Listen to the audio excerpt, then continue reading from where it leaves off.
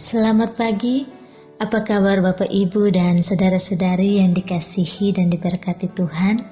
Kita bertemu dalam sapaan dan renungan pagi GKI Salatiga hari ini, Jumat 16 Juli, bersama dengan saya, Iren Febriani. Sebelum kita merenungkan firman Tuhan, marilah kita sama-sama berdoa, memohon bimbingan Tuhan. Mari kita berdoa. Bapa kami dalam kerajaan sorga, kami bersyukur, kami berterima kasih atas hari yang baru yang Tuhan anugerahkan bagi kami di saat pagi hari ini. Di saat ini ya Tuhan, kami hendak membaca serta merenungkan akan kebenaran firman-Mu. Kiranya Roh Kudus menolong kami dalam memahami akan kebenaran firman Tuhan, dan ajarlah kami agar kami dapat menjadi pelaku firman yang membawa terang di tengah-tengah dunia ini. Berfirmanlah bagi kami ya Tuhan, sebab kami telah siap untuk mendengarkan. Di dalam nama Yesus Kristus kami berdoa. Amin.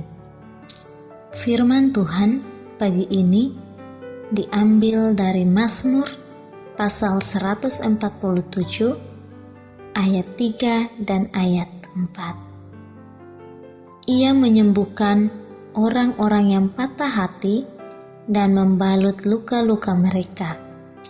Ia menentukan jumlah bintang-bintang dan menyebut nama-nama semuanya. Bapak Ibu saudara-saudari yang diberkati Tuhan, tema di pagi ini adalah Allah membalut hati yang terluka. Siapa di antara kita yang tidak pernah memiliki hati yang terluka? Tentu kita manusia bisa memiliki hati yang terluka. Orang Kristen pun tidak luput darinya.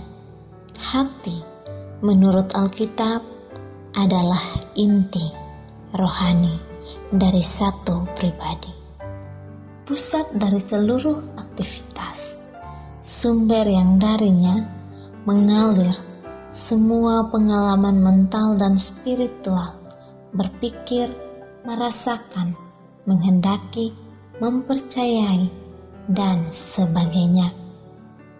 Dunia kita dipenuhi dengan orang-orang yang menyimpan luka-luka yang tidak kelihatan, yakni luka batin.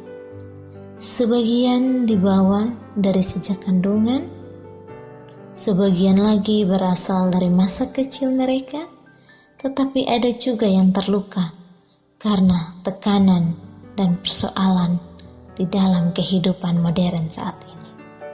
Ironisnya lagi, banyak di antara orang Kristen yang masih dalam keadaan terluka. Apakah Allah meninggalkan kita? Ataukah menghampiri dan membalut luka itu? Dalam bacaan kita saat ini, kita diajak untuk melihat kebaikan Tuhan dan berbagai sudut persoalan kita. Allah memang mengenal dan menghitung bintang-bintang yang di langit, tetapi Dia lebih memerhatikan kehidupan manusia. Sekalipun kita sudah jatuh ke dalam dosa, Dia membalut hati kita yang hancur dengan kepekaan dan kebaikan, serta membawa kesembuhan bagi jiwa kita yang terdalam. Kebesaran kuasa Allah merupakan wujud dari kebesaran hatinya. Kekuatannya adalah ukuran dari kasih-Nya. Dia adalah Allah yang lembut sekaligus Allah yang perkasa. Sang pemazmur mengatakan bahwa Allah menentukan jumlah bintang-bintang dan bahkan menyebut nama-nama semuanya. Apakah Dia akan lebih memedulikan bintang-bintang yang hanyalah benda mati, tetapi tidak memedulikan kita yang memiliki citranya? Tentu saja tidak. Dia mengetahui pergumulan kita saat kesepian dan Dia peduli. Dia adalah Allah yang penuh perhatian. Allah dalam wujud putranya Yesus memerhatikan seluruh penderitaan kita. Dia memahami dan tidak menghukum atau menghakimi saat kita gagal. Dia membungkuk dan mendengarkan seruan minta tolong. Dia dengan lemah lembut mengoreksi kita. Dia menyembuhkan lewat waktu dan dengan keterampilan yang luar biasa.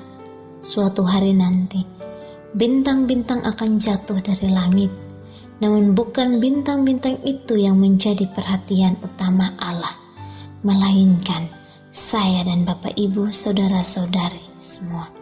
Dia berkuasa menjaga supaya jangan kita tersandung, dan Ia membawa kita untuk masuk ke dalam kerajaan Allah dengan penuh kegembiraan di hadapan kemuliaannya. Karena Allah memedulikan kita, kita dapat meninggalkan kekhawatiran kita bersamanya. Kiranya firman Tuhan menolong dan memberkati kita. Amin. Mari kita berdoa. Terima kasih banyak Bapa di sorga. Kami bersyukur atas kebenaran firman Tuhan yang boleh kami dengar pada saat pagi hari ini.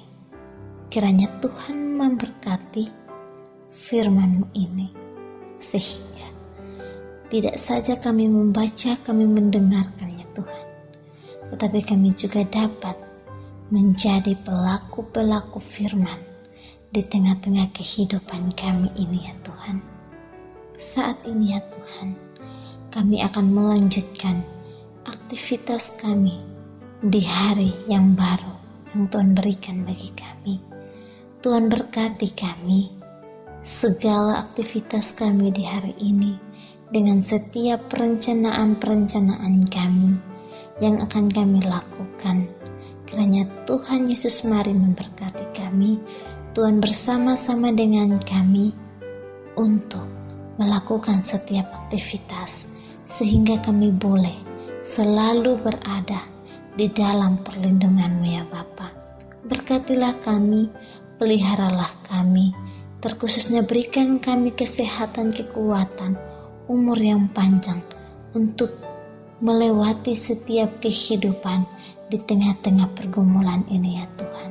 Terkhususnya pada pandemi COVID-19 ini yang sedang merajalela. Tuhan Yesus mari pulihkan bangsa kami, Tuhan pulihkan kota kami, sehingga kami boleh hidup aman dalam perlindungan-Mu ya Bapa. Terima kasih banyak Bapa di sorga. Di dalam anak-Mu Yesus Kristus kami datang berdoa kepada Bapa di sorga. Amin.